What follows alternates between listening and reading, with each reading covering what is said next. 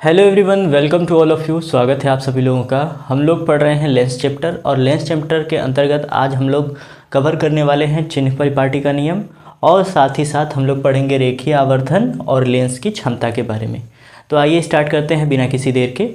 तो आज का हमारा पहला टॉपिक होने वाला है गोलीय लेंसों के लिए, यानी वो उत्तल लेंस हो या अवतल लेंस हो, उनके लिए चिन्ह परिपाटी का नियम क्या है, साइन कन्वेंशन रूल क्या है, ये क्यों इम्पॉर्टेंट होता है। ये इम्पॉर्टेंट होता है आपके न्यूमेरिकल के लिए।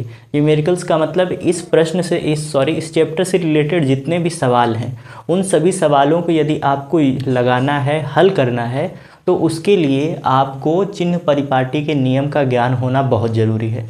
अगर आप इसे याद नहीं करेंगे तो आप जितने भी न्यूमेरिकल्स करेंगे उन सभी में गलतियाँ होंगी।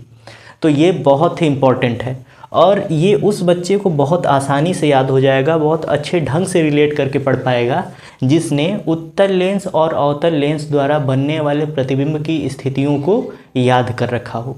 क्योंकि यदि आपको ये जो वीडियो बनाकर हम दे रहे हैं वो सीक्वेंस वाइज है, आप आगे पीछे देखेंगे तो चीज़ें आपको समझ में नहीं आएंगी।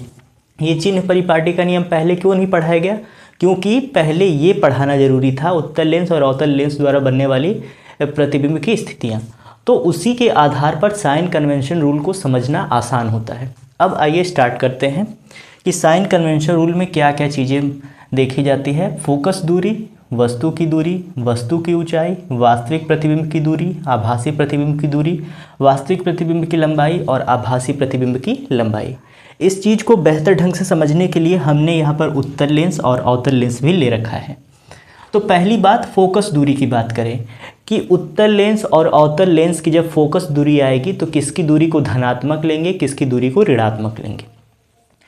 तो उत्तल लेंस की जो फोकस दूरी होती है वो धनात्मक होती है, अवतल लेंस की जो फोकस दूरी होती है वो ऋणात्मक होती है। ऐसा क्यों होता है? वो निर्भर करता है लेंस के पहले कर्व पर कि कोई भी लेंस हो, उत्तल लेंस हो या अवतल लेंस हो, वो दो कर्व से मिलकर बना होता है, दो घुमावदार पृष्ठों से मिलकर बना होता है। तो पहले कर्व को पकड़िए। तो यदि उत्तल लेंस की बात करें तो इसके लिए वस्तु को जब आप सामने रखते हैं तो इसके लिए पहला कर्व तो ये हुआ। अगर पहला कर्व ये हो गया तो यदि इसके गोले को देखा जाए तो ये कुछ इस प्रकार बनेगा। तो इसके लिए फोकस दूरी किस साइड पड़ेगी? राइट साइड में पड़ेगी, यानी दाएं साइड पड़ेगी। और आप जानते हैं ये जो प्रकाशिक केंद्र होता है इसको आपने संख्या रेखा पढ़ा है। संख्या रेखा के आधार पर आप समझ लीजिए कि जो प्रकाशिक केंद्र होता है वो मूल बिंदु का काम करता है। और आप जानते हैं कि मूल बिंदु के दाएं तरफ की दूरी धनात्मक और बाएं तरफ की दूरी ऋणात्मक होती है। तो उसी तरह इसके पहले कर्व को देखें तो इसका पहला कर्व जो है वो दाएं साइड की ओर जा रहा है, तो इसकी फोकस दूरी भी किस साइड बनेगी? दाएं साइड। इसलिए इसकी फोकस दूरी को क्या मानते हैं हम लोग? धनात्मक मानते हैं।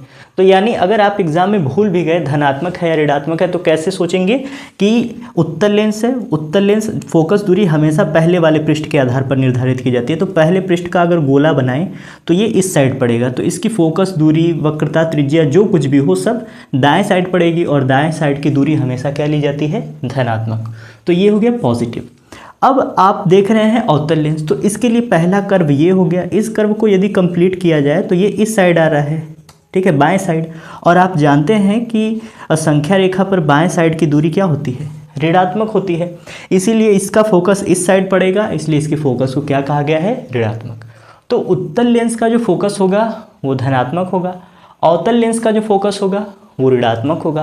और क्यों होता है आपको बता दिया गया कि वो पहले कर्व के आधार पर निर्धारित किया जाता है। अब उसके बाद पूछा गया कि वस्तु की दूरी, उत्तल लेंस हो या अवतल लेंस हो, उसमें हम वस्तु की दूरी को क्या लेंगे?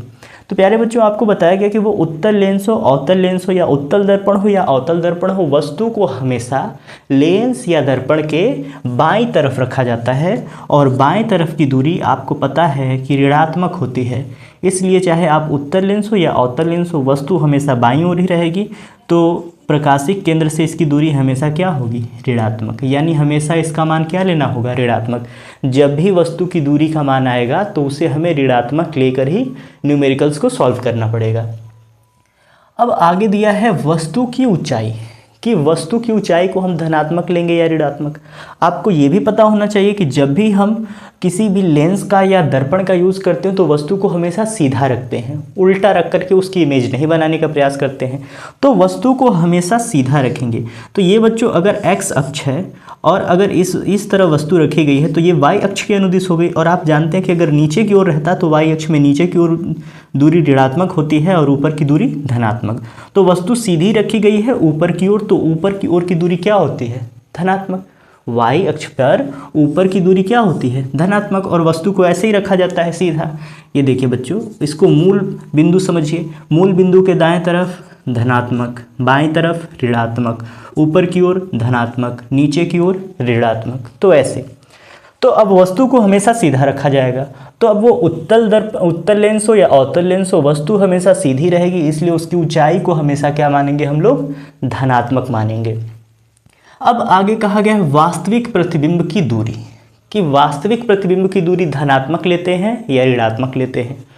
तो लेंस के केस में जो वास्तविक प्रतिबिंब होता है वो हमेशा लेंस के पीछे बनता है। लेंस के केस में वास्तविक प्रतिबिंब हमेशा लेंस के पीछे बनता है। पीछे का मतलब दाईं ओर बनता है, ठीक है, दाएं ओर बनता है। और आपको पता है कि दाएं ओर की दूरी क्या होती है? धनात्मक होती है। इसलिए उत्तल लेंस में तो कह दिया गया कि वास्तविक प्रतिबिंब है, इसका मतलब उसकी दूरी धनात्मक है, क्योंकि वास्तविक प्रतिबिंब हमेशा दर्पण के पीछे लेंस के पीछे बनता है और लेंस के पीछे की दूरी धनात्मक होती है। अब उसके बाद वास्तविक प्रतिबिंब की दूरी अगर अवतल लेंस के लिए देखा जाए तो यहाँ पर क्रॉस लगा है। क्रॉस क्यों लगा है? बात को समझिए। अगर आपने उत्तल लेंस द्वारा 6 स्थितियां और अवतल लेंस द्वारा 2 स्थितियों के बारे में सही से अध्ययन किया होगा तो आपको पता चला होगा कि जब हम अवतल लेंस का प्रयोग करते हैं प्रतिबिंब बनाने के लिए तो हमें किसी भी कंडीशन में 2 ही स्थितियां होती हैं और दोनों में से किसी भी स्थिति में वास्तविक प्रतिबिंब प्राप्त ही नहीं होता। जब वास्तविक प्रतिबिंब बन ही नहीं रहा है तो उसकी दूरी हम कैसे बता सकते हैं कि धनात्मक होगी या ऋणात्मक होगी? तो इसलिए यहाँ पर दिया जाता है लागू नहीं होता। ठीक, लागू नहीं होता। आपकी बुक में लिखा होगा मगर आपको समझ में नहीं आ रहा होगा कि लागू नहीं होता का मतलब क्या है, क्योंकि इसके केस में अवतल लेंस के केस में रियल इमेज बनता ही नहीं है। रियल इमेज का यदि फॉर्मेशन ही नहीं होगा तो हम कैसे बताएंगे कि उसकी डिस्टेंस धनात्मक होगी या ऋणात्मक होगी? ठीक है बच्चों, अब आगे बढ़ते हैं। कहा गया आभासी प्रतिबिंब। अब आपने ये पढ़ लिया, एक पॉइंट पढ़ लिया कि जो रियल इमेज होता है वो दाएं साइड बनता है, तो एकदम श्योर है कि जो आभासी प्रतिबिंब होगा वो किधर की ओर बनेगा? बाईं ओर बनेगा। और बाईं ओर का जो प्रतिबिंब होता है, बाईं ओर की दूरी कौन सी होती है? नेगेटिव। ये दाईं ओर है, ये बायां ओर है, इधर पॉजिटिव होगा, इधर नेगेटिव होगा। तो जितने भी आभासी प्रतिबिंब होते हैं हमेशा लेंस के आगे बनते हैं।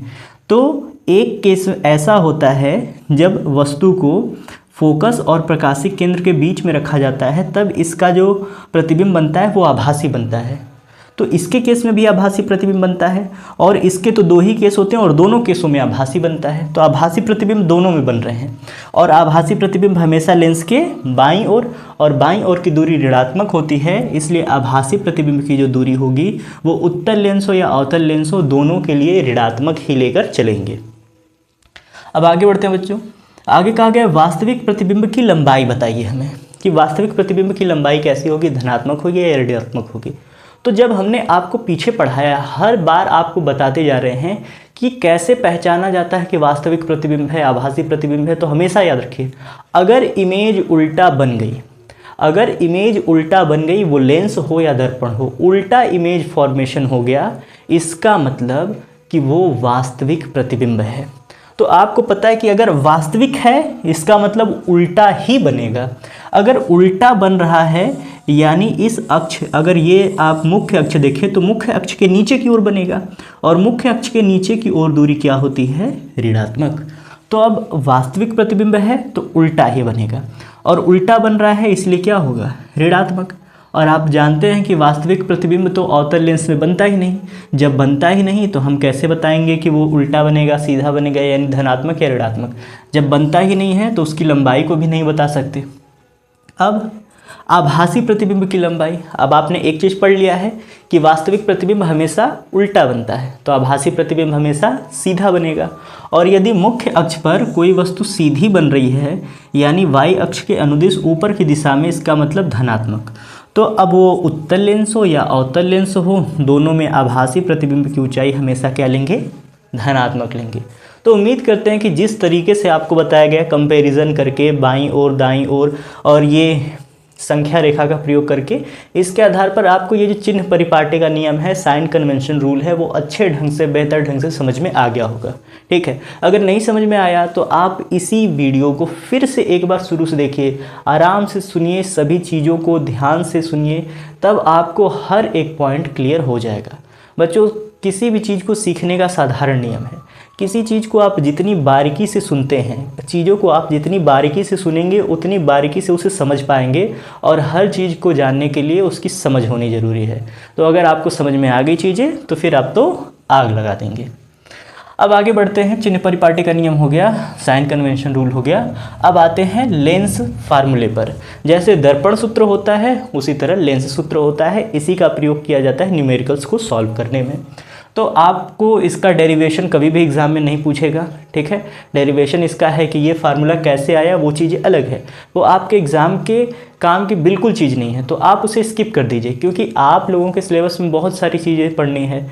मैथ भी पढ़ना है, बायो पढ़ना है, फिजिक्स पढ़ना है, केमिस्ट्री पढ़ना है, सोशियोलॉजी पढ़ना है, उसमें भी 4 चीज़ है, इकोनॉमिक्स है, हिस्ट्री है, जियोग्राफी है, बहुत सारी चीज़ें हैं। तो वो सारी चीज़ों को हटाते जाइए जिनका कोई भी औचित्य आपके एग्ज़ाम से नहीं है। तो डायरेक्ट याद रखिए कि लेंस फार्मूला क्या होता है, 1/v - 1/u = 1/f। आपको पता होना चाहिए कि v और u क्या है। v होता है प्रतिबिंब की दूरी, ठीक है, प्रतिबिंब की दूरी, और u होता है वस्तु की दूरी। अब कहाँ से वस्तु की दूरी, तो प्रकाशिक केंद्र से। ठीक है, तो वस्तु की दूरी के u से डिनोट करते हैं, प्रतिबिंब की दूरी को हम v से डिनोट करते हैं, और f होता है फोकस दूरी। ठीक है, फोकस दूरी। और एक संबंध और होता है f = r/2, कि जो फोकस दूरी होती है वो वक्रता त्रिज्या के आधे के बराबर होती है। ये आपने पहले भी पढ़ रखा है। तो ये चीज़ें क्लियर होगी, लेंस फार्मूला यहाँ से कवर हो गया, और ये आपने रिलेशन तो पहले से ही पढ़ रखा है कि f = 1r/2 होता है। उसी तरह फिर से ये पुराना टॉपिक है, रेखीय आवर्धन, लीनियर मैग्नीफिकेशन। ये क्या होता है, तो इसकी परिभाषा यही है कि रेखीय आवर्धन, पहली बात कि इसे m से प्रदर्शित करते हैं। m कहाँ किसे जाता है, इसके फार्मूले से ही आप डिफाइन कर सकते हैं। ऊपर क्या लिखा गया है, प्रतिबिंब की लंबाई, जिसे हम लोग h' से डिनोट करते हैं, और नीचे क्या लिखा गया है, वस्तु की लंबाई। ठीक है, यानी प्रतिबिंब की लंबाई और वस्तु की लंबाई का अनुपात, प्रतिबिंब की लंबाई और वस्तु की लंबाई का अनुपात रेखीय आवर्धन कहलाता है। या तो इसका एक और तरीका होता है, रेखीय आवर्धन का एक और फार्मूला होता है। रेखीय आवर्धन को आप निकाल सकते हैं प्रतिबिंब की दूरी, कि कोई भी लेंस हो, वो उत्तल लेंस हो या अवतल लेंस हो, उसमें प्रतिबिंब कितना दूर बना हुआ है, और वस्तु की दूरी, वस्तु कितनी दूरी पर रखी गई है। अगर उन दोनों का अनुपात निकाल दें तब भी रेखीय आवर्धन आ सकता है। तो आप ये भी परिभाषा दे सकते हैं कि किसी लेंस द्वारा बनने वाले प्रतिबिंब की दूरी तथा उस लेंस के सम्मुख रखी गई वस्तु की दूरी का अनुपात रेखीय आवर्धन कहलाता है। यानी जो लिखा है उसी को अगर आपने बोल दिया तो उसकी परिभाषा हो गई कि प्रतिबिंब की लंबाई तथा वस्तु की लंबाई का अनुपात रेखीय आवर्धन कहलाता है। सॉरी, लेंस शब्द का यूज़ कर लेंगे तो और बेहतर हो जाएगा, क्योंकि लेंस के लिए बताया रहे हैं। तो किसी लेंस द्वारा बनने वाले प्रतिबिंब की लंबाई तथा वस्तु की लंबाई का अनुपात रेखीय आवर्धन कहलाता है। या तो दूसरे शब्दों में, किसी लेंस द्वारा बनने वाले प्रतिबिंब की दूरी तथा उस लेंस के सम्मुख रखी गई वस्तु की दूरी का अनुपात रेखीय आवर्धन कहलाता है। हो गया। इसे आप कैसे डिनोट कर सकते हैं, m = h'/h, h' और h आपको पता है। m = v/u, v और u दोनों आपको पता है कि v क्या होता है, u क्या होता है, दोनों बताया गया। लेंस और दर्पण में एक चीज़ याद रखिएगा, दर्पण में होता है m = -v/u, इसमें होता है केवल v/u। ठीक है, तो इतनी चीज़ें क्लियर हो गई। अब आपको कुछ नया सीखने को मिल रहा है। ये चीज़ें आपने दर्पण वाले में भी पढ़ी थी, थोड़ी बहुत उससे डिफरेंट है, उसी से मिलता जुलता हुआ है ये सारा टॉपिक, तो ये थोड़ा सा अलग है। अब बात की जाए लेंस की क्षमता, तो क्षमता के बारे में बहुत सारे प्रश्न आते हैं। लेंस की क्षमता पर आपके एग्ज़ाम में प्रश्न कन्फर्म है कि आते हैं। वो छोटा हो सकता है न्यूमेरिकल में दिया हो, या तो हो सकता है MCQ में भी पूछ देता है। ठीक है, क्योंकि छोटा सा प्रश्न आता है उससे। तो लेंस की क्षमता किसे कहते हैं, तो क्षमता का मतलब होता है कि किसी भी लेंस द्वारा, पहली बात कि लेंस का काम क्या होता है, जो यदि आपके पास अवतल लेंस है तो आप प्रकाश किरणें उसके अंदर डालेंगे तो वो किरणों को क्या करेगा, फैला देगा। ठीक है, ये फैला दे रहा है, फैला दे रहा है। अगर अवतल लेंस है, ठीक है, वो सॉरी उत्तल लेंस है, तो वो क्या करेगा, प्रकाश किरणों को किसी एक ही पॉइंट पर एकत्रित कर देगा। तो लेंस का दो ही काम होता है, या तो किरणों को बिखेर देना या तो किरणों को एकत्रित कर देना। तो कोई भी लेंस प्रकाशिक किरणों को कितना अधिक, ठीक है, कोई भी लेंस प्रकाशिक किरणों को कितना अधिक किसी पॉइंट पर मोड़ दे रहा है या किरणों को बिखेर दे रहा है, उसकी क्षमता, उसकी क्या कहलाती है, लेंस की क्षमता कहलाती है। क्या लिखा गया है, लेंस द्वारा, वो उत्तल लेंस हो या अवतल लेंस हो, प्रकाश किरणों को अभिसारित, अभिसारित का मतलब एक ही बिंदु पर मिलाने, या अपसारित या प्रकाशिक किरणों को बिखेरने की क्षमता क्या कहलाती है, उसकी लेंस की क्षमता कहलाती है। या अपसारित करने का गुण भी लिख सकते हैं, गुण लेंस की क्षमता कहलाती है कि कितना अधिक कर पा रहा है, वही उसकी क्षमता कहलाएगी। तो ये हो गई लेंस की क्षमता की परिभाषा। लेंस की क्षमता को P से डिनोट किया जाता है और ये निकाला कैसा जाता है, 1/f करके। किसी लेंस की यदि आपको फोकस दूरी दी गई है तो P बराबर क्या करना पड़ेगा, 1/f करना पड़ेगा और आपके लेंस की क्षमता मिल जाएगी। मगर याद रखने वाली बात यह है कि आपकी जो फोकस दूरी होनी चाहिए वो होनी चाहिए मीटर में। कहने का मतलब कहा गया है कि यदि एक मान लेते हैं उत्तल लेंस है, उत्तल लेंस की फोकस दूरी 10 सेंटीमीटर है तो उसकी क्षमता ज्ञात करें। ठीक है, तो क्षमता ज्ञात करना है तो P बराबर आप जानते हैं 1/f। f का मतलब फोकस दूरी रखना है, फोकस दूरी 10 दिया है तो ऐसा नहीं कि 10 रख देंगे, नहीं, कह रहे हैं कि फोकस दूरी रखिए मगर मीटर में रखिए। अब मीटर में रखने का मतलब, अब आप जानते हैं कि सेंटीमीटर को मीटर में बदलना है तो क्या करना पड़ेगा, 100 से भाग। तो आपने इसमें कर दिया 100 से भाग, तो 100 से भाग करेंगे तो इसका मतलब इसे लिखेंगे 100/10। ठीक है, तो इसी का फार्मूला देखिए यहाँ पर लिखा गया है कि यदि फोकस दूरी मीटर में दी होती तो आपको इसे बदलने की ज़रूरत नहीं पड़ती, आप 10 रखते और आपका उत्तर मिल जाता। मगर आपको पता है कि यदि ये सेंटीमीटर में दिया होगा तो नीचे क्या करना पड़ेगा, 100 लाना पड़ेगा। तो उसका फार्मूला डायरेक्ट यहाँ पर दिया गया कि अगर सेंटीमीटर में है तो 100 बटे करके f रखिए, अगर सेंटीमीटर में नहीं है तो डायरेक्ट रख दीजिए और आपका f निकल जाएगा।